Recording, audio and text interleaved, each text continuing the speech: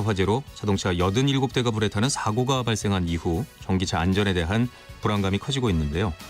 문제는 전문가들 사이에서도 전기차 화재 원인에 대한 의견이 엇갈리고 있다는 겁니다.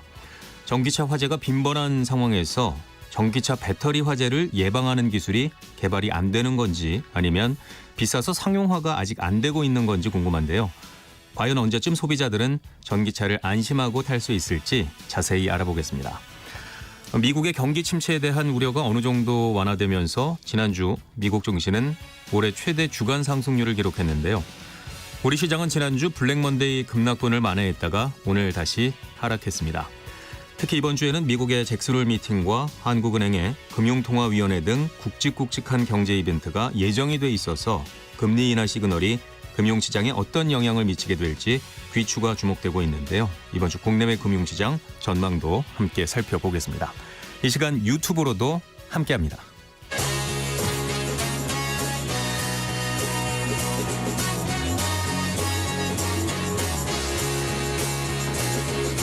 경제 시야를 넓혀드립니다. 투자의 지름길을 안내합니다. 돈 되는 정보를 발견하는 시간. KBS 1라디오 경제쇼. 네, 먼저 오늘의 경제 뉴스 정리를 해드리겠습니다. 경제 뉴스 브리핑 손석우 경제평론가와 함께합니다. 어서 오십시오. 네, 안녕하십니까. 주요 시중은행들이 주택담보대출 금리를 또 올린다고요? 네, 그렇습니다. 지난달부터 이제 부쩍 정부가 가계대출 관리를 강화하면서 시중은행들이 지금 주담대 금리를 마치 릴레이 하듯이 지금 인상을 하고 있거든요. 네. 5대 시중은행 기준으로요. 지난달부터 얼마나 주담대 금리를 올렸냐 다 합해봤더니 17차례 달하더라고요. 예.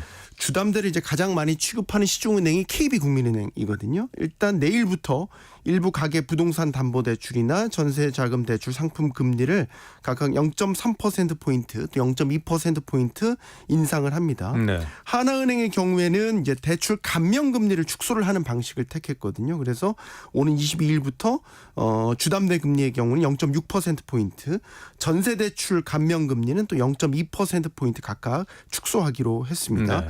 이런 릴레이 금리 인상에 어느덧 주담대 금리가 하단은 3%, 상단은 거의 지금 6%에 육박하는 수준까지 올라가게 됐습니다. 은행들이 계속해서 금리를 올리는 건 대출 관리 강화 차원인가요? 네, 그렇습니다. 그러니까 올해 들어 가계대출이 지금 큰 폭으로 늘고 있고요. 특히 이제 주택 구입에 사용되는 이런 주택담보대출의 경우에는 매달 지금 5조 원에서 6조 원까지 신규 그 대출이 늘어나고 있거든요. 네. 이게 결국 주택시장으로 흘러 들어가서 집값을 자극하고 있다는 게 정부의 판단이고요. 이에 따라서 이제 금융당국이 은행들에게 대출 총량을 관리하도록 지시를 하고 있고 이런 기류를 반영해서 은행들이 최근 들어서 이렇게 릴레이식으로 주담대 금리를 올리고 있는 그런 상황입니다. 그런데 이제 이런 식의 어떤 관치금리가 시장의 흐름과는 좀 역행을 한다는 데 문제가 또 있습니다. 네. 그러니까 대출 금리가 이제 만들어지는 대출 금리가 이제 정해지는 거에 있어서는 기본적으로 특히 이제 주택담보대출 금리의 경우에는 코픽스라고 해서 기준금리처럼 사용되는 자금 조달 지수가 있거든요. 여기에다가 다른 뭐 금융채 같은 이런 것들이 기준이 되는 기본금리라는 게 있는데 이런 것들은 떨어지고 있어요. 이런 것들은 떨어지고 있는 반면에 지금 전체 금리는 올라가고 있잖아요. 이 얘기는 결국 이런 각종 대출 금리에 붙이는 가상금리 같은 것들을 통해서 조절을 하고 있다라는 그런 얘기가 되고 있거든요. 그러다 보니까 시장 금리에 맞춰서 예금 금리는 또 떨어지고 있는데 대출 금리만 오르고 있는 상황이 빚어지고 있는 거죠. 그렇게 되면 예금과 대출의 차이에서 오는 우리 예대 마진이라고 네. 아주 있지 않습니까? 그러니까 은행들이 가정하는 이런 예대 마진만 커지는 이런 기현상이 또 만들어지고 있거든요. 올해 상반기 은행들이 이 예대 마진 확대에 힘입어서 역대 최대 실적을 거뒀는데 지금 이런 상태라면 하반기에 더 큰 지금 이익을 거둘 수 있다 이런 분석이 나오고 있습니다. 예. 관치금리의 문제가 또 있는 게 기존 대출자들에게는 엉뚱하게 또 이게 이자 부담이 커질 수 있다라는 얘기죠. 특히 이제 변동금리로 대출을 받은 분들은 6개월마다 이제 금리가 변동되는 게 반영이 되거든요. 이런 분들은 지금의 대출금리 오름세가 계속해서 이자 부담의 확대로 반영이 되니까 부담이 커질 수밖에 없는 거겠죠. 상황은 이러한데요. 서울 아파트의 전세가율 상승세가 1년째 지속되고 있는 것으로 나타났다고요. 네, 이게 전세가율이라는 게 이제 매매 가격 대비 전세 가격이 비율이 얼마나 되는지를 따지는 지표가 되는 거거든요. 네. 이제 KB 국민은행 통계가 되겠습니다. 지난 7월 서울 아파트 매매 대비 전세가 비율을 따져봤더니 53.9%. 이게 이제 일부 표본 개편이 있었던 2022년 11월 이후 1년 8개월 만에 최고를 기록을 한 거고요. 서울 아파트 전세가율을 보면 금리 인상이 본격화되고 나서 전세값이 급락을 했고 이렇게 되면 역전세난이 심화되면서 한때는 50%대 초반까지 떨어지기도 했었어요. 그런데 이제 이후에 아파트값과 전세값이 동반 상승을 하면서 다시 전세가율이 오르기 시작을 했거든요. 그래서 작년 7월 이후 지난달까지 해서 지금 1년째 상승세가 지속되고 있는 상황입니다. 왜 이렇게 오르는 건가요? 그러니까 최근에 전세가율이 오르는 거는 매매 가격도 오르긴 오르지만 전세 가격 상승폭이 더 크게 나타나고 있기 때문입니다. 네. 그러니까 국민은행 시세를 보면 올해 들어 7월까지 서울 아파트 매매 가격은 누적으로 0.02% 오르는 동안 전세값은 3.79%가 상승을 했고요. 차이가 많이 나는군요. 많이 납니다. 이게 한국부동산원, 그러니까 국가 공식 통계조사에서도 서울 지역의 경우 아파트값은 매매값 1.75% 오르는 데 반해서 전세값은 같은 기간 3.1%가 오르는 것으로 나타났거든요. 네. 이런 식으로 이제 매매보다 전세값 상승폭이 계속 큰 상태가 유지되고 있는 겁니다. 2배 이상의 차이가 나는데요. 네. 전세가율이 올라가면 전세를 끼고 주택을 매입하는 갭 투자 수요가 늘어날 수 있는 것 아닌가요? 가능성이 다분하다고 볼 수 있겠죠. 그러니까 일단 전세를 끼고 매수를 하면 전세 보증금을 뺀 나머지 차익만 있으면 이제 그 집을 살 수 있기 때문에 집을 사시려는 분들한테는 일단은 들어가는 자금 부담이 덜 하게 되죠. 네. 아울러 현재 지금 서울 지역의 경우에는 아시겠지만 주택 매수 심리가 상당히 강하게 나타나고 있는 그런 상황이거든요.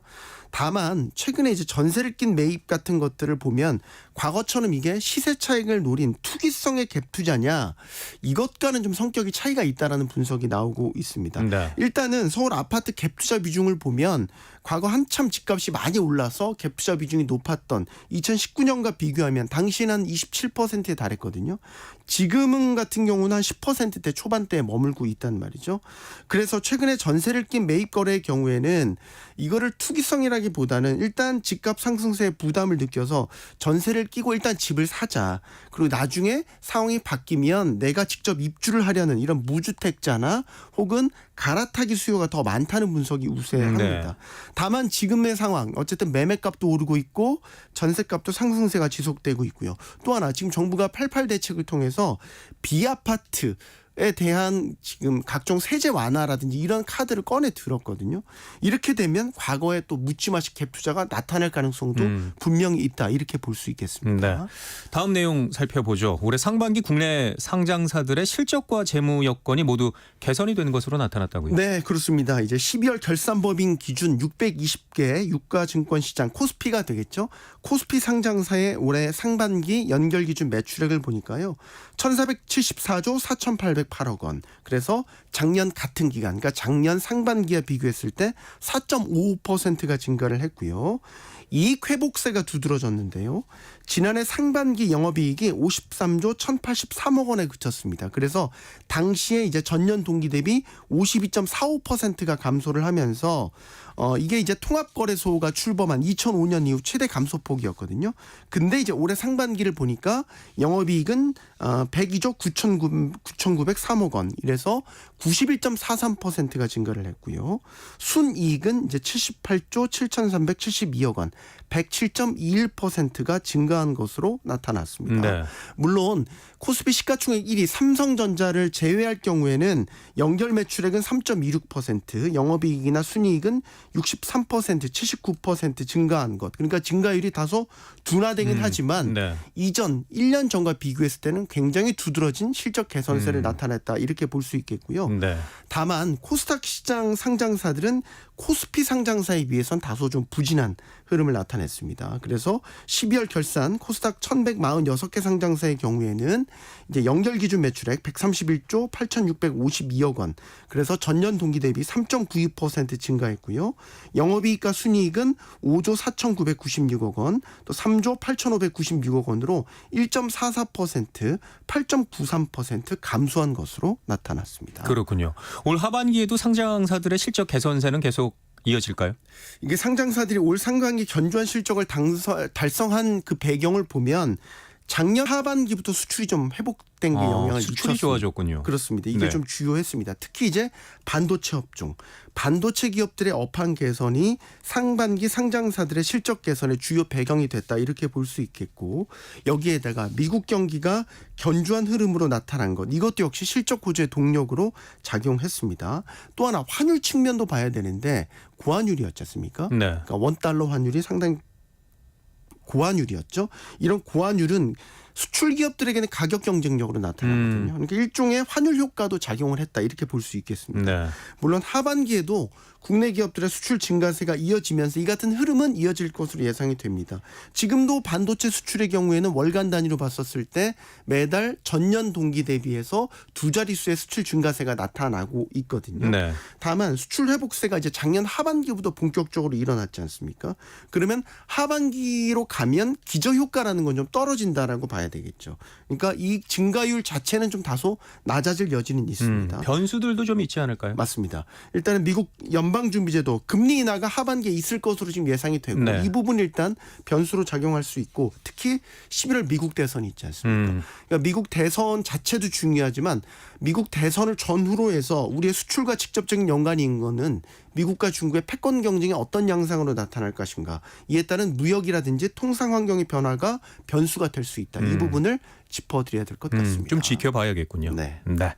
경제뉴스 브리핑 손석우 경제평론가와 함께했습니다. 오늘 말씀 고맙습니다. 감사합니다.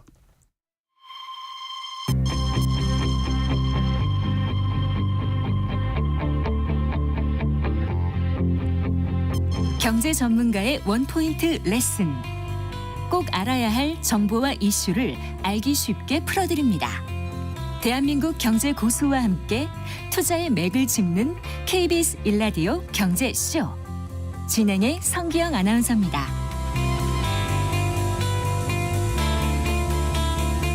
네, 인천 지하 주차장에서 발생한 전기차 화재에 이어서 16일 저녁에는 도로에 주차가 돼 있던 테슬라 차량에서 불이 나기도 했습니다. 잇따른 전기차 화재로 불안감이 커지고 있는데요.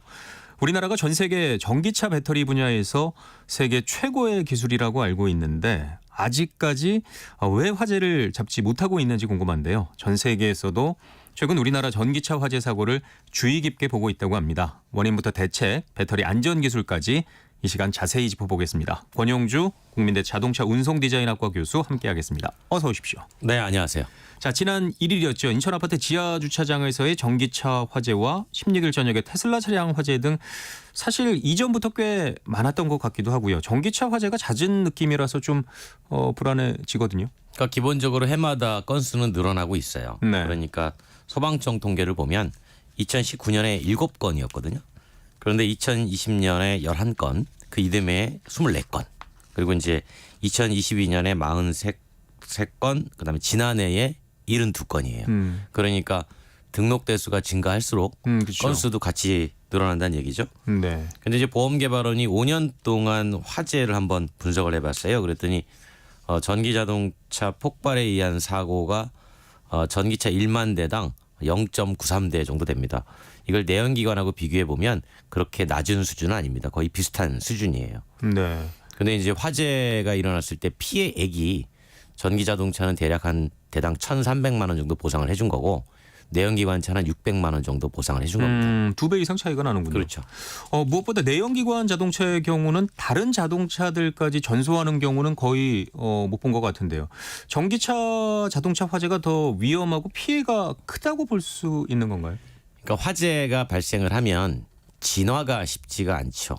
왜 그러냐면 화재 발생 위치가 대부분 통상 배터리 팩 안에서 발생을 해요. 네. 근데 배터리라는 것은 외부의 충격에 보호하기 위해서 강한 철제 재질로 단단하게 감싸놨단 말이죠. 네. 근데 그 안에서 화재가 발생하는 거예요. 그러니까 발화원 자체를 뚫고 들어가기가 어렵죠. 진화가 어렵다는. 그렇죠. 예. 그러다 보니까 열을 낮추는데 이제 집중을 하게 되는데 지난번 인천 사고 같은 경우에도 스프링클러만 작동이 됐어도 그렇게까지 크게 번지지는 않았을 겁니다. 왜냐하면 열만 낮춰줘도 발화의 확산은 얼마든지 낮출 수가 있거든요. 그러면 화재가 전기차 화재가 더 위험하다라고 볼 수도 있겠네요. 위험하다라고 볼 수도 있죠. 네. 왜냐하면 여기서 위험하다라는 근거는 전소율을 가지고 얘기하는 거예요. 그러니까 한번 불이 발생했을 때 내연기관이 뭐 3분의 1밖에 안 탄다 그러면 전기자동차는 거의 전소 모든 게 다 타는 걸로 이어지기 때문에 그렇게 보면 조금 위험한 거죠. 그런데 이것 때문에 주변에 확산이 된다. 이건 또 다른 문제인 거죠. 그렇군요. 전기자동차 화재가 날 경우에 제일 궁금해하시는 부분일 것 같은데 어떻게 해야 할까요? 개인은 못 끕니다. 끌 수 있는 방법이 없어요. 단호하시군요. 네. 그래서 이제 보통은 권고되기를 빨리 탈출해서 소방서에 신고해라. 신고할 때 전기자동차라는 사실을 반드시 밝혀라. 그래야만 이제 소방구조대가 출동할 때 전기자동차 진압 시설을 가지고 나올 수 있으니까. 신고하는 방법도 중요하군요. 그렇죠. 이게 전기차 화재라고 얘기를 해줘야 이제 소방서에서는 질식포라든가 아니면 수조라든가 그런 걸 갖고 와서 이제 진화에 임하게 되죠. 그렇군요. 열 폭주에 대한 얘기도 많이들 하시던데요. 그 열 폭주는 말 그대로 열이 폭주하는 거예요. 예. 그러니까 배터리 내부에 안에 있는 셀이 쇼트에 의해서 플러스 마이너스가 서로 결합되면 안 되는데 내부의 어떤 분리막의 손상이라든가 뭐 외부적인 원인에 의해서 또는 내부적인 원인에 의해서 플러스와 마이너스가 만났을 때 둘이 격렬하게 반응을 하는 거죠. 네. 그때 순간적으로 온도가 한 1000도까지 올라갑니다. 그럼 1000도까지 올라가면서 그 열 자체가 발화원이 되는 거예요. 그러면 그렇군요. 얘 혼자만 뜨겁고 끝나는 게 아니라 그 옆집에 있는 셀도 같이 뜨거워지는 거죠. 또 그럼 그 옆집도 같이 뜨거워지고 그래서 이제 연쇄 반응이 일어나니까 이게 조금 위험할 수 있다라고 얘기하는 거죠. 그렇군요. 이번 사고를 계기로 모든 전기차들이 배터리 제조사를 공개를 했는데요. 네. 제조사마다 배터리 제조사의 차이가 컸나요? 그러니까 이거를 공개하는 이유는 그 전기자동차 배터리는 크게 두 가지 종류가 있습니다. 우리가 국내에서 많이 쓰는 많이 주식하는 분들은 많이 들어보셨을 거예요. 그 3원계 배터리라고 그러니까 니켈을 주 원료로 해서 양극재의 소재가 니켈과 코발트, 망간 이 세 가지를 섞으면 3원계. 그래서 우리는 주로 이쪽 배터리를 열심히 합니다. 예. 그 이유가 뭐냐면 전기를 많이 담을 수 있어요. 그러니까 많이 담으면 한 번 충전해서 멀리 가겠죠. 용량이 더 큰. 그렇죠. 그러니까 네. 소비자 이용자 관점에서 보면 주행거리가 늘어나는 장점이 생기는 거죠. 그렇군요. 반면에 이제 그 인산철만 쓰는 배터리도 있습니다. 근데 인산철 배터리는 전기를 많이 못 담습니다. 그런데 많이 못 담기 때문에 반응 속도가 느려서 주행거리가 조금 짧습니다. 그 차이가 있는데 지금 이런 것들을 다 공개하라고 하는 거예요. 그러면 소비자들이 판단하겠죠. 어떤 차에는 어느 회사에 어느 제품이 들어갔구나라는 걸 알게 되죠. 이제 그걸 보고 이제 만약에 화재가 발생을 했다. 근데 지금은 특정 제조사에 어떤 차에 화재가 났다라고 소비자들이 인식을 하지 않습니까? 근데 이제 배터리 정보를 공개하면 그 차에 들어가 있는 어느 회사의 배터리 제품에서 불이 났네? 여기까지 알 수 있게 되는 거죠. 그러면 이제 배터리 회사는 긴장을 하겠죠. 그렇죠. 만약에 여기에서 문제가 발생하면 기업 이미지 자체가 크게 흔들릴 수가 있거든요. 더 신경을 쓰지 않겠느냐. 그런 차원에서 공개를 하자라고 했던 겁니다. 그렇군요. 이번에 화재가 난 벤츠 전기차의 경우는 배터리 제조사가 대부분 중국산이라는 것이 알려지면서 또 벤츠 전기차 소비자들은 분통을 터뜨리고 있는데요. 중국산 배터리가 화재에 더 취약한 건가요? 꼭 그렇게 얘기할 수는 없죠. 네. 왜냐하면 국내 전기차 화재 보면 국산 배터리도 많이 불이 났어요. 그러니까 이제 어떤 사건이 보통 어딘가에서 벌어지면 우리는 항상 원인도 찾지만 원인이 찾아지기 전에는 일단 탓을 좀 많이 하잖아요. 그렇죠. 그러니까 이게 이제 뭔가 문제가 있을 거라고 추정하는 게 중국산이니까 문제가 있었을 거야. 그리고 그 배터리를 보니까 과거 3년 전에 중국 내에서 불이 많이 나서 리콜한 적이 있네? 라는 사실이 알려지면서 이제 그렇게 인식을 하게 되는 거죠. 인천 아파트 지하 주차장 화재 이후에 화재 원인을 분석하면서 완전 충전 때문이다라는 주장도 꽤 있었거든요.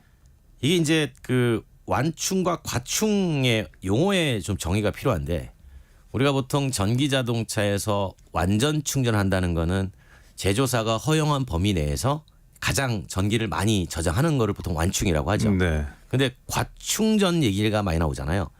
과충전은 기본적으로 방지가 돼 있어요. 더 이상 충전이 안 되게. 네, 자동차 안에서 저쪽에서 전기를 아무리 많이 줘도 난 더 이상 안 가져갈 거야. 차단을 하는 거예요. 네, 스스로 차단하기 때문에 과충전은 방지가 돼 있는데 최근에 정부가 내놓는 대책 중에 하나는 자동차 안에서는 과충전이 방지가 돼 있어도 혹시 모르니 전기를 주는 충전기도 일정량이 들어가면 더 이상 주지 않도록 이중으로 안전장치를 하자.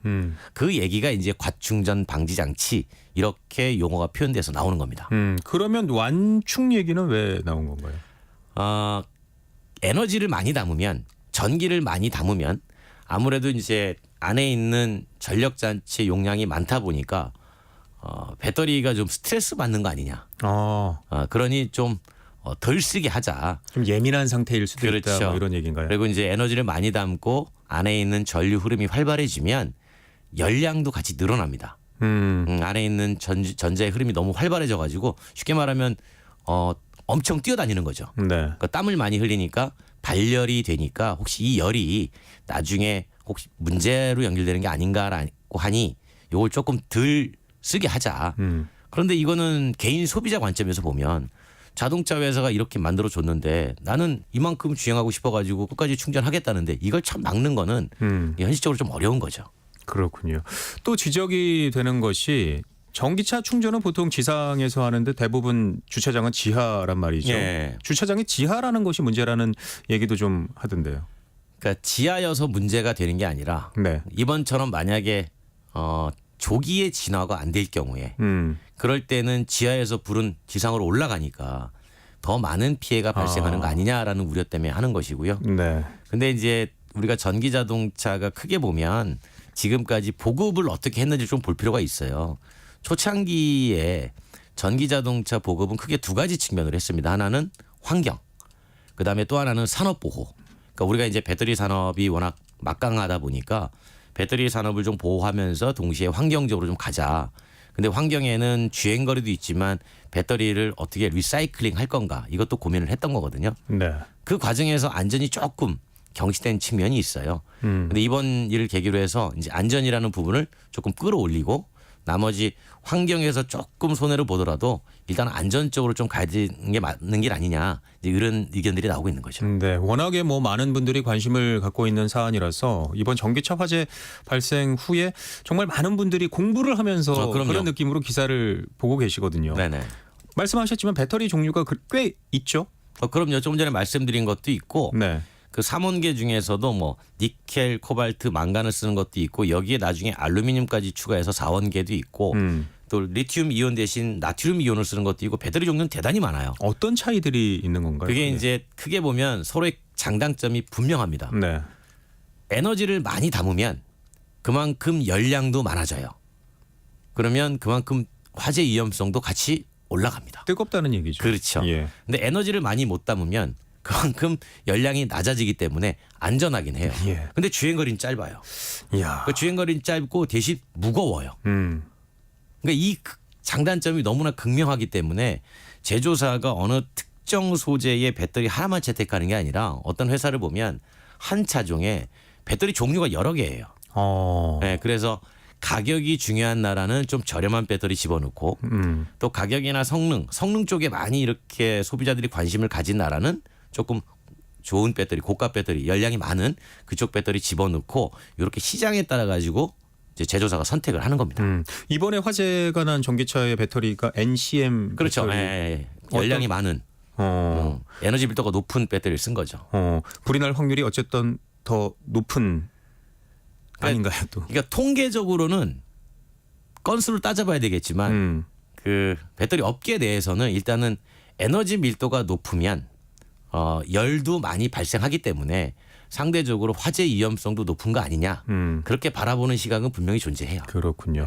NFP 배터리는 중국에서 더 많이 쓰이고 있다고 하던데요. 중국은 초창기에 리튬 인산철 배터리를 열심히 했죠. 왜냐하면 가격이 싸요. 근데 전기 자동차를 많이 보급하려니까 가격이 주요했던 겁니다. 그런데 이 LFP 배터리의 장점은 어쨌든 열량이 낮기 때문에 화재 위험성에서 조금 멀어져 있는 건 사실이에요. 하지만 불이 안 나는 건 아닙니다. 네. 그런데 이 배터리의 문제는 리사이클링이 어려워요. 다 쓴 다음에 다시 소재를 추출해서 처음에 셀 만들 때 다시 써야 되는데 이거는 추출할 때 들어가는 비용이 100원이라 그러면 소재를 추출해 가지고 되파는 비용이 70원이에요. 그러니까 안 하려고 그러죠. 그럼 안 하면 이거 그대로 남잖아요. 어디다가 처리하겠습니까? 버려야죠. 뭐. 어디다 버려요? 결국은 묻을 수밖에 없어요. 그럼 토양 오염으로 연결이 됩니다. 아. 그래서 이걸 또 환경적인 관점에서 보니까 또 이것만 밀기에는 너무나 많은 문제를 갖고 있는 거죠. 그렇군요. 사실 배터리 화재 문제는 전기차 초반부터 있어 왔는데요. 네. 꽤 시간이 흘렀다라는 생각이 드는데 왜 아직 해결이 안 되는 건가요? 그러니까 이제 초창기에 정부의 전략은 빠른 보급이었습니다. 최대한 보조금을 많이 잡고 빨리 보급 확산을 시키자. 그래야만 우리나라가 미래 먹거리 산업으로 배터리와 전기차를 선택을 했기 때문에 어떻게 하면 빨리 보급될까를 고민을 했던 거고 하지만 그 과정에서도 안전에 대한 얘기는 계속 나오긴 했었어요. 그래서 21대 국회 때 어떤 일을 했었냐면 주차장법 개정안이 많이 올라왔었습니다. 그러니까 전기자동차 충전기를 지상에 하자. 그다음에 주차 장소도 가급적 지하주차장 입구에다가 설치하도록 의무화하자라고 했는데 그게 법안이 발효가 못 되고 결국 폐기되고 사라졌고요. 지금 22대 때 똑같은 법안이 올라와 있어요. 그러니까 이 얘기는 뭐냐면 미리 사전에 대책을 세울 수 있었는데 너무 보급에 치중하다 보니 앞서 말씀드린 것처럼 안전에 대한 관심이 조금 뒤로 밀렸던 거 아니냐. 하지만 뒤늦게라도 일단 제도적으로는 좀 만들 필요가 있다라는 얘기가 흘러나오는 거죠. 그렇군요. 계속해서 화재가 발생하고 있으니까 개선책이 필요할 것 같은데요. 이게 크게 보면 세 가지 측면이 같이 가야 돼요. 첫 번째는 제품 자체에 불이 나면 안 되잖아요. 그렇죠. 그러니까 배터리 제조사가 얼마나 발화 가능성을 낮추느냐 그거에 대한 기술 연구. 그래서 최근에 나오는 얘기는 셀 자체의 분리막을 좀 더 튼튼하게 해서 아예 플러스와 마이너스가 서로 원천적으로 못 만나게 하는 쪽으로 뭔가 대책을 세우겠다라는 게 하나 나오고 있는 거고. 근데 두 번째는 그럼에도 불구하고 이미 판매가 돼가지고 운행되는 전기차 있지 않습니까? 그러니까 언제든 뭐 불 날 수 있잖아요. 그렇죠. 이제 그럴 때 확산을 방지하는 것. 어떻게 하면 확산 방지할 수 있느냐. 그러려면 자기 혼자 불타는 건 관계가 없는데 여럿이 모여있는 주차장에서 불이 나면 확산될 수 있잖아요. 그때 가급적이면은 소방 방제 시설 그러니까 스프링클러 이런 것들이 정상적으로 작동하고 있는지를 다 점검을 해서 최대한 작동을 시키는 게 확산을 방지하는 거다. 그러니까 이런 게 하나 있고 세 번째는 이제 주민들 간의 배려죠.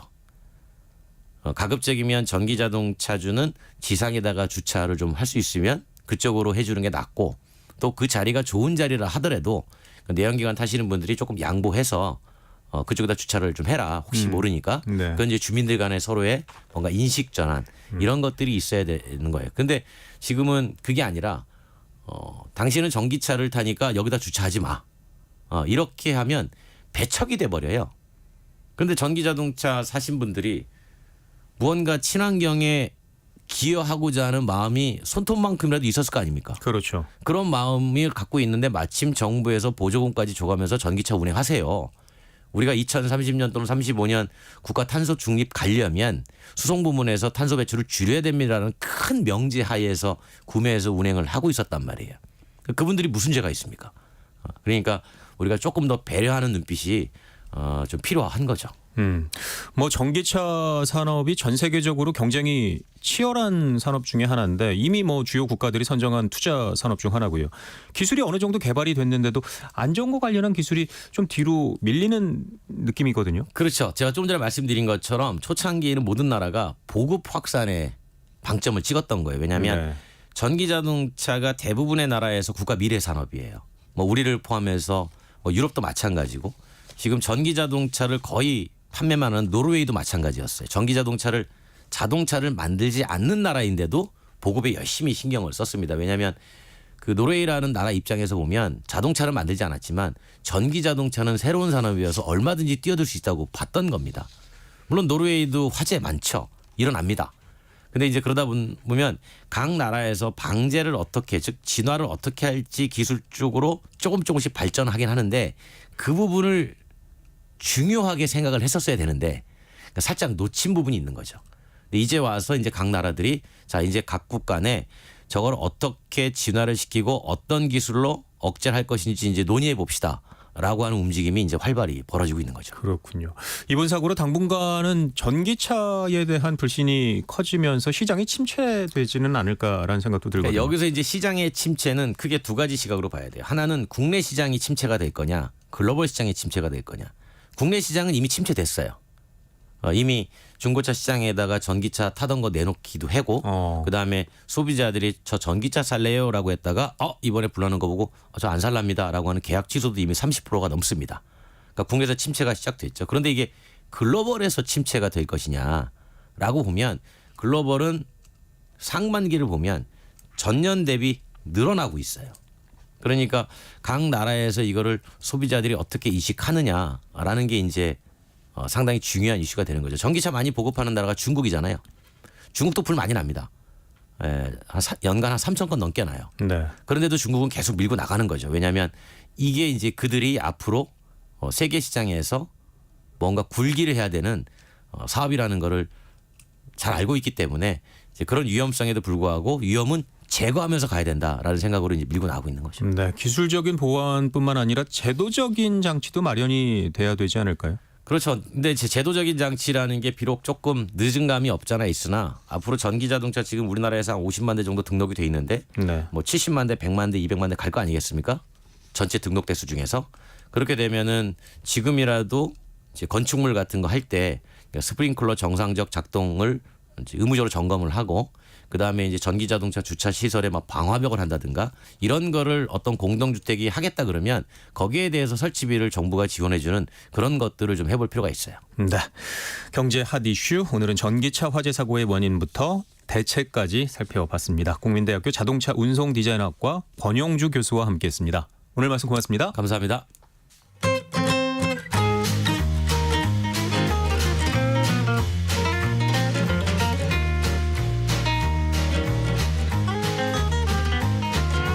경제 맛집 투자 핫플. 지금은 돈 벌기 딱 좋은 시간. KBS 1라디오 경제쇼.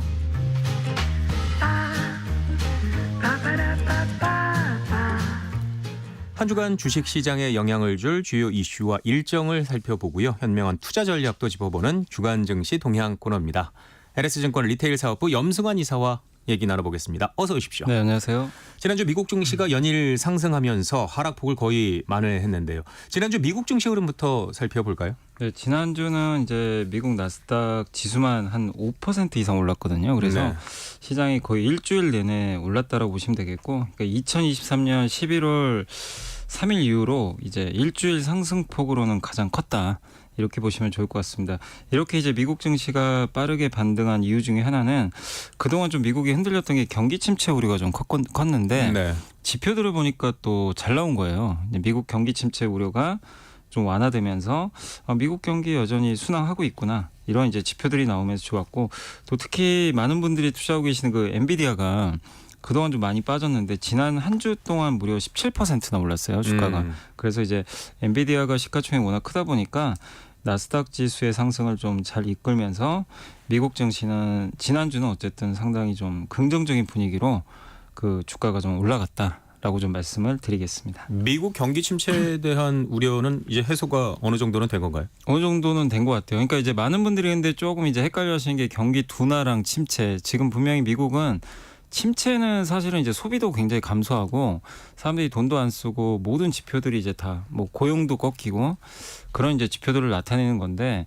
미국이 지표가 아주 좋은 건 아니에요. 사실 과거에 비하면 조금씩 이렇게 좀 꺾이곤 있는데 그 네. 속도가 완만한 거지 뭐 경기 침체를 나타낼 정도로 뭐 해고자가 갑자기 급증을 한다거나 소비가 마이너스 가거나 그런 건 아니거든요. 이번에도 소매 판매 데이터를 보니까 7월 소매 판매가 1%나 전월 대비 증가를 했어요. 그러니까 시장 예상보다 훨씬 높게 나온 것처럼 일단 지금 나오는 데이터들은 경기 침체를 가리키는 데이터는 사실 없고, 또 결정적이었던 게 월마트가 미국의 이제 최대 그 유통사잖아요. 예. 거기가 지난주에 실적 발표를 했는데 거기 CEO도 얘기를 했거든요. 경기 침체는 아닌 것 같다. 이제 우리가 봐도 여전히 소비가 좀 견고한 건 맞는 것 같은데, 다만 이제 할인을 해야 좀 잘 팔리는 것 같아요. 네. 그러니까 뭐냐면 사람들이 지출을 하되 비싼 거는 이제 손이 안 나가고 좀 싼 건 나가는. 그러니까 이거는 약간의 경기도나 신호는 맞죠. 근데 침체까지 볼 만한 그런 이제 지표들은 안 나왔기 때문에 일단 경기 침체 우려는 아직까지는 하지 않으셔도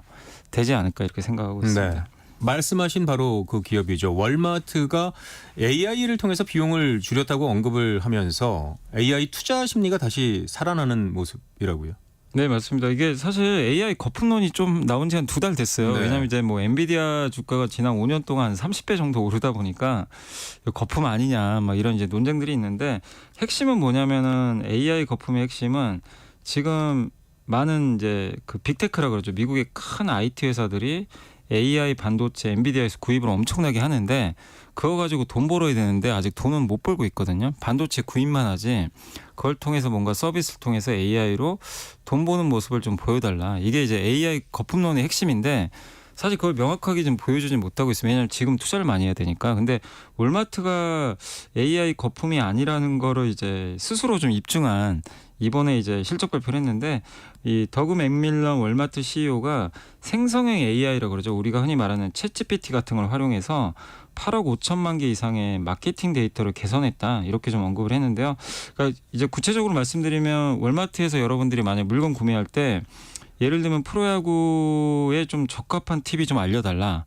그 시청할 때 그러면은 AI가 이제 물어봅니다. 방에 뭐 이런 이제 그 조명은 어떤 상태냐. 그 AI가 되물어보죠. 그러면 우리 방은 좀 약간 어두컴컴하다. 이러면 이제 그 이 월마트 AI가 적합한 TV를 이제 추천을 해주거든요. 그러니까 이제 이게 AI를 활용한 거죠. 네. 예전에는 그냥 내가 찾아야 되잖아요. 그렇죠. 예, 프로야구에 적합한 TV 그냥 키워드 검색해가지고. 근데 AI가 그렇게 이제 도움을 주니까 어쨌든 굉장히 이런 이제 그 데이터 개선을 통해서 상당히 매출 증대 효과도 있었고 비용도 줄였다고 합니다. 또 공급업체랑 협상할 때도 AI가 이제 월마트에 공급하는 회사들이죠. 여기랑 이제 단가 협상 막 이런 거 할 거 아니에요. 네. 근데 그런 거 할 때도 AI가 동시에 2,000건을 다 협상을 AI가 사람이 할 수 없는 거죠. 2,000건. 협상도 AI가 네. 하는군요. 이제 데이터만 넣어주면 예. 뭐 예를 들면 저기서 우리가 물을 받아야 되는데 여러 업체들이 있잖아요. 이제 단가를 여기서 제시를 해주는 거죠. 근데 그런 것들을 AI가 협상까지 다 중간에 해주고, 그래서 어쨌든 공급업체 만족도도 75%가 된다고 합니다. 그러니까 이런 일들이 지금은 아직 초기 국면인데 월마트가 미국을 대표하는 유통사다 보니까 이런 얘기를 해서 AI 거품론이 제가 봤을 때는 조금 이제 약간 좀 수그러드는 그런 모습으로 간 게 아닌가 이렇게 보고 있습니다. 월마트가 역대급 실적도 냈다고 네, 이번에 하던데요. 실적도 상당히 좀 좋았고요. 그러니까 월마트가 이렇게 실적이 좋은 이유 중에 하나가 비싼 제품을 파는 그 유통회사는 아니거든요. 그러다 보니까 월마트가 이제 우리나라 따지면 이제 대형마트 개념인데 아주 비싼 물건들은 지금 미국도 그렇게 잘 팔리진 않는다고 하더라고요. 그래서 약간 이제 경기가 둔화되면서 가성비 소비를 하고 있는데 거기에 또 월마트가 대응을 잘해서 지금 실적도 좋고 주가도 굉장히 견조한 것 같습니다. 그렇군요. 네. 또 워렌 버핏이 화장품 회사 주식을 샀다는 것도 큰 화제거리가 됐는데요. 버핏의 버크셔 해서웨이가 편입한 기업들은 어떤 기업들이 있나요? 이번에 이제 아마 그 2주 전에도 그때 화제가 됐던 게 애플을 많이 갖고 있었는데 애플 지분을 절반을 팔아버렸더라고요. 그래서 이제 다들 깜짝 놀랐죠. 애플을 팔았으니 이게 이렇게 주식 투자 현인으로 불리는 분이 주식 팔았으니 조심해야 되겠다. 실제 그것 때문에 증시가 좀 휘청인 경우도 있었어요. 근데 어쨌든 팔고 나서 지분 이번에 신고를 했는데 그래도 애플 주식이 제일 많습니다. 그러니까 이 포트폴리오 내에서 가장 많은 게 이제 애플이라고 보시면 좀 좋을 것 같고요. 그 다음에 뭐 BOA 같은 이제 미국의 은행도 좀 갖고 있고 아메리칸 익스프레스는 아마 알고 계실 거예요. 신용카드. 예. 예. 거기도 갖고 있는데 좀 비중을 줄인 회사가 어디냐면 이제 아까 말씀드린 애플하고 쉐브론이 이제 우리로 따지면 그 정유회사 예. 이쪽은 좀 지분을 줄였고요. 지분을 좀 늘린 회사가 그 옥시덴탈이라고 천연가스 같은 에너지 회사예요. 이쪽 지분을 늘렸는데 근데 여기서 이제 제일 사람들이 투자자분들이 좀 놀랬던 건 뭐냐면 얼타뷰티라는 그 화장품 회사에 3천억 정도 처음으로 투자를 한 거예요. 그래서 처음인가요 이번에? 네, 처음으로 투자를 했습니다. 그래서 다들 이제 좀 깜짝 놀랐죠. 아니 그 워런 버핏과 화장품은 좀 뭔가 매칭이 좀 잘 안 된다. 화장품을 투자한 적이 없었던 것 같은데 어쨌든 이번에 투자했는데 이 얼타뷰티 소개해드리면 우리 한국으로 따지면 그 올리브영 같은 회사예요. 여러 가지 화장품을 화장품 이제 모아놓고 맞습니다. 그래서 미국에도 한 1,350개 정도의 매장이 있는데 그래서 이제 얘기는 많아요. 뭐 화장품 업종이 좋으니까 샀다. 아니면 실제로 근데 얼타뷰티는 돈도 잘 벌고요. 또 거기에 지금 최근에 주가 좀 많이 빠져가지고 가격 매력도 커졌다고 하는데 아마 워런 버핏 입장에서는 현금도 잘 창출되는 기업이 주가까지 좀 싸지다 보니까 아마 이번에 신규로 좀 매수한 거 아니냐 이런 평가는 있는데 사실 버핏이 얘기를 안 하기 때문에 정확히 뭐 어떤 이유인지 모르겠지만 이 뉴스가 나오고 나서 어쨌든 국내 화장품 회사들도 오히려 이제 동반해서 왜냐하면 워런 버핏이 또 투자를 했다고 하니까 그래서 좀 그게 좀 눈에 띄었고 또 한 가지 회사는 하이코라는 회사 혹시 들어보셨는지 모르겠는데 아마 생소하실 거예요. 하이코는 처음 들어보는 것 같은데. 어떤 거냐면 그 항공기 우리 그 자동차도 오래 몰면 뭐 엔진 부속품이나 다 교체를 해줘야 되잖아요. 유지 보수를 좀 해야 되죠. 예. 근데 항공기도 마찬가지거든요. 다 유지 보수를 해줘야 되죠. 근데 그 유지 보수할 때 들어가는 그 교체형 부품들 있죠. 그런 걸 만드는 회사인데 업력이 굉장히 오래됐어요. 돈도 잘 버는데 알려지진 않았지만 딱 그 워런 버핏이 좋아할 스타일입니다. 현금도 잘 벌고 거의 독점적인 기업 중에 하나고 이 항공기 부품 교체 사업은 아무나 할 수가 있는 사업이 아니잖아요. 네. 혹시 부품 교체 잘못했다 사고 나면 안 되기 그렇죠. 때문에 그래서 독점력도 있다 보니까 역시 여기도 한 3천억 정도 투자를 했습니다. 그래서 얼타뷰티와 하이코란 기업에 처음 투자를 했다는 거 그게 좀 특징적이었다라고 말씀을 드리겠습니다. 자, 이어서 국내 증시 흐름 살펴볼 텐데요. 삼성전자가 8만 원을 회복을 했었는데 네. 예, 오늘 증시가 전체적으로 많이 그래도 빠졌죠? 네, 오늘은 이제 증시가 좀 다들 놀라셨던 게 미국은 좀 올랐거든요. 근데 네. 이제 오늘 국내 증시 처음 출발은 나쁘지 않았는데 오후로 갈수록 좀 빠져서 오늘 2,674포인트에 좀 마감이 됐고요. 코스피가 22.87포인트 빠져서 0.85% 정도 하락을 했고요. 코스닥도 8.86포인트 빠져서 마이너스 1.13% 좀 비교적 크게 하락을 했습니다. 근데 하락을 했던 가장 큰 배경은 오늘 원달러 환율이 좀 많이 떨어졌어요. 네, 그러니까 이제 환율이 떨어졌다는 얘기는 원화가 강해지고 달러가 약해졌다는 얘기인데 이 달러가 약해진 이유 중에 하나가 엔화가 또 지금 최근에 오늘 보니까 강세로 좀 전환이 됐습니다. 근데 지난번에도 한번 설명해드렸지만 엔화가 장기간 너무 약했고 달러는 또 너무 강했거든요. 근데 이게 지금 분위기가 지난 2주 전에도 갑자기 달러가 약해지고 엔화가 강해지니까 증시가 한번 좀 요동을 좀 친 적이 있어요. 근데 오늘도 마찬가지로 엔화가 강세를 보이고 달러가 약해지니까 어쨌든 이제 엔캐리 트레이드라 그러죠. 이제 싼 엔화를 팔고 빌려서 이제 다른 이제 좀 더 나은 자산을 산 건데 그게 지금 엔화가 강세로 가면 이게 조건이 바뀌거든요. 네. 역류한다 그러죠. 그래서 이제 보통 걸 엔캐리 트레이드 청산이라고 하는데 그게 오늘도 좀 일부 나온 거 아니냐 이런 좀 우려도 있는 것 같아요. 근데 그거 말고는 딱히 오늘 이렇게까지 좀 증시가 하락할 만한 뭔가 딱히 악재가 나온 건 아니거든요. 그래서 오늘 증시 좀 충격은 뭐 삼성전자도 그렇고 엔화가 강해지면서 달러가 약했던 게 일단 좀 원인이 아닌가라고 좀 파악을 하고요. 환율을 좀 잘 살펴봐야겠군요. 네, 요즘에 이제 엔화가 제일 중요한 것 같아요. 엔화에 따라서 엔화가 너무 강해지면 확실히 증시에 좀 부정적으로 작용은 하고 있는 것 같습니다. 그렇군요. 이번 2분기 국내 실적에서 가장 눈에 띄는 업종은 아마도 보톡스가 아닐까 싶은데요. 네. 보톡스 대표 기업들에 대한 관심은 계속 갖고 가도 될까요? 예, 저도 사실은 이제 그냥 흔히 뭐 보톡스 하시면 사실은 이제 원 이름은 보툴리늄 톡신이라고 네, 그렇게 아마 좀 생소하실 거예요. 예, 처음 들어봅니다. 근데 우리 다 그냥 보톡스 네, 보톡스 하니까요. 보톡스가 이제 엘러건이라는 회사가 보툴리늄 톡신이란 그 사실 독성 세균이에요. 요거를 이름을 만든 게 바로 보톡스입니다. 제품만 새로 만든 이름이에요. 예, 이름이에요. 그래서 예, 보톡스 말고도 이름이 되게 많아요. 뭐 다 업체들마다 다르니까. 근데 네네. 우리 그냥 다 보톡스라고 대표 그냥, 명사가 됐죠. 예, 대표 예. 명사가 된 것처럼. 근데 어쨌든 이런 이제 보톡스 관련된 대표 기업들이 우리나라에도 여러 업체들이 있거든요. 뭐 대웅제약이나 휴젤, 메디톡스, 파마 리서치 같은 기업들의 실적이 발표됐는데 놀랍게도 이 기업들의 실적이 매출과 이익이 다 급증을 한 거예요. 근데 그 얘기는 결국 그 특히 이제 해외 쪽 수출이 좀 잘 되고 있는데 예, 미국에서도 보톡스 시술이 되게 좀 흔한 편이고 네.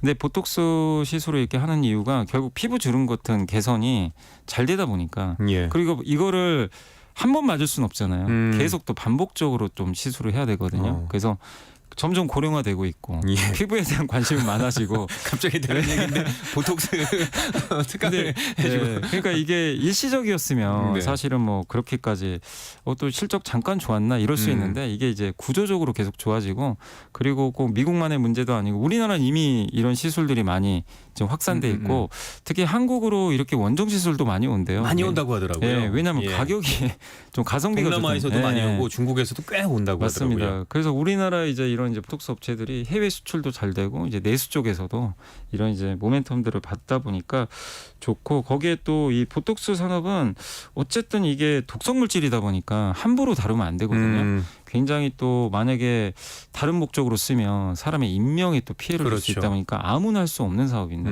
반드시 식약처나 미국 FDA 같은 데 승인을 받아야 되니까 독점력도 어떻게 보면 이제 유지를 할 수밖에 없는 거죠. 그래서 앞으로 이런 이제 고령화 시대 속에서 어쨌든 국내 보톡스 기업들의 저는 실적은 꾸준히 좀 좋아질 가능성이 있다고 좀 보고 있어서 계속해서 관심은 필요한데 다만 보톡스의 균주가 뭐냐면 이제 보톡스 이 균의 원주가 뭔지 그거 가지고 좀 소송 걸린 적이 있어요. 국내 기업끼리. 그게 아직은 안 끝났거든요. 그래서 그게 좀 리스크는 있습니다. 왜냐하면 소송 비용이 좀 들어가니까. 그래서 그런 부분들은 조금 투자하실 때 약간 염두를 해두시면 좋겠습니다. 관심은 계속 갖고 가도 네, 관심 괜찮다는 왜냐하면 말씀이시죠? 실적 자체는 지금 계속 성장하고 산업 자체가 커지니까 관심은 좀 필요할 것 같습니다. 그렇군요. 자, 이번 주 주목할 만한 주요 경제 일정 정리를 해볼까요? 네, 일단 이제 오늘부터죠. 미국이 그 민주당 전당대회가 열리거든요. 그래서 네. 이제 아마 이제 그 지금 해리스 부통령이 정책 발표를 아직 제대로 한 적은 없어요. 그래서 아마 오늘이나 내일 중에 정책 발표 그러니까 트럼프는 발표를 했잖아요. 네. 정책 한번 주목하시면 되겠고 8월 20일 내일은 이제 중국의 대출 우대 금리 이제 우리로 따지면 기준금리 같은 겁니다. 그래서 그게 결정되니까 지난번에 인하한 것처럼 또 추가 인하할지 한번 지켜보시면 되겠고 그다음에 수요일은 이제 미국에서 FMC에서 의사록이라고 이제 FMC 그 연준 위원들이 앞으로의 이제 그 회의를 한 그 내용들을 다 공개를 하니까 앞으로의 연준의 정책에 대한 힌트가 나올 수 있을 것 같아서 한번 염두에 두시면 되겠고요. 특히 또 타겟과 메이시스라는 그 미국의 또 대표적인 유통업체들이 있거든요. 요 실적을 보면서 우리가 미국 경기가 좋구나 나쁘나 이걸 또 알 수 있으니까 한번 더 확인하시고 이번 주에 하이라이트는 목요일이라고 그냥 보시면 될 것 같아요. 8월 22일. 금통위. 네, 맞습니다. 우리나라 이제 사실 지금 의견이 분분한 게 이번에 금리 낮출 거다. 아니다 지금 아파트 가격 올라가서 이번에 어려울 거다 얘기는 많은데 8월 아니면 10월에 할 것 같은데 아마 이창용 총재가 힌트를 좀 주지 않을까. 그래서 한번 목요일 날 좀 주목하시면 좋을 것 같고. 이사님께서는 어떻게 보고 계시나요? 저는 10월에 할 거는 같은데 10월. 개인적으로는 할 거면 빨리 하는 게 낫지 않나. 왜냐하면 지금 우리나라 내수 경기가 너무 안 좋거든요. 기다리고 있지만 10월에 할 것 같은 네, 느낌. 왜냐하면 근데 부동산을 신경 안 쓸 수가 없어서 예.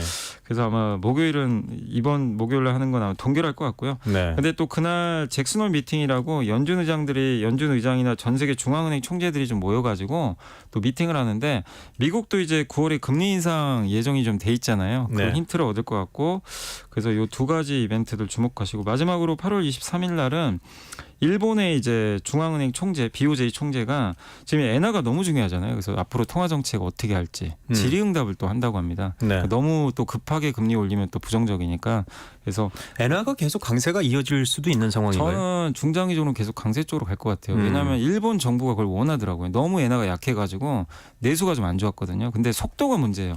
빠르냐 느리냐. 느릴수록 좀 좋은데 너무 빨라지니까 이제 시장이 놀랬거든요. 올라가긴 할 텐데. 근데 그거를 BOJ 총재가 한번 염두를 해둘 것 같고 그리고 마지막으로 8월 23일 날 이제 미국의 7월 신규 주택 판매도 나오니까 이런 데이터들 한번 여러분들이 눈여겨보시면서 확인하시면 좋을 것 같습니다. 파월 의장의 연설도 네, 이제 그 잭슨홀 미팅 이제 거기에 하면서 예. 거기서 아마 8월 23일 날 아마 연설하는 것 같더라고요. 그래서 어떤 발언하는지 주목하시면 좋겠습니다. 네, 오늘 말씀은 여기까지 듣도록 하겠습니다. LS증권 리테일 사업부 염승한 이사와 함께했습니다. 오늘 말씀 고맙습니다. 네, 감사합니다. 네, 성기영의 경제쇼는 여기까지고요. 저는 아나운서 김기만이었습니다. 애청해 주신 여러분 고맙습니다. 내일 다시 인사드리겠습니다. 안녕히 계십시오.